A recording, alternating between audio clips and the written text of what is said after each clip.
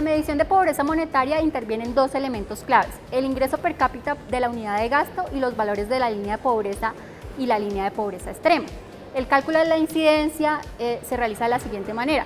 Cuando el ingreso de la persona está por debajo de la línea de pobreza se considera pobre, y cuando está por debajo de la línea de pobreza extrema se considera pobre extremo. De esta manera debemos abordar los dos componentes de forma independiente. El primero es la conformación del ingreso per cápita por unidad de gasto. Para la construcción del ingreso per cápita por unidad de gasto se utiliza como fuente de información la gran encuesta integrada de hogares. Dentro de los ingresos de la unidad de gasto se tienen en cuenta los ingresos por concepto de salarios, ganancias u honorarios, los ingresos en especie y otras fuentes de ingreso como las transferencias monetarias que reciben los hogares.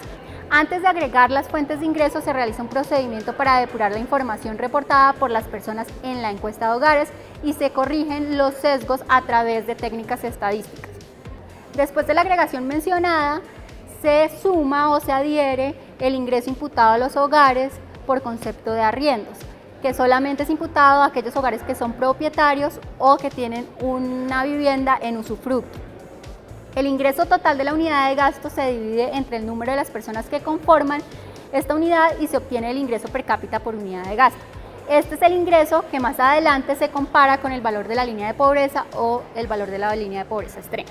Tomando la encuesta nacional de ingresos y gastos 2006 y 2007 se define una canasta básica para la zona urbana que se compone de 39 alimentos y una canasta básica para la zona rural que está compuesta por 42 alimentos. La selección de estos alimentos depende de que cumplan con las siguientes tres condiciones. Primero, que sean consumidos por un alto porcentaje de los hogares, por lo menos el 30%. Segundo, que sean importantes en el gasto de los hogares, es decir, que al menos el 1% del gasto sea proveniente de estos alimentos. Tercero, que sean importantes en el consumo calórico de los hogares, es decir, que al menos el 1% del total de las calorías consumidas sean aportadas por dichos alimentos. Mediante la utilización de un parámetro denominado coeficiente Orchansky se obtiene el valor de la línea de pobreza, que resulta de la multiplicación de la línea de indigencia o de pobreza extrema por este parámetro mencionado.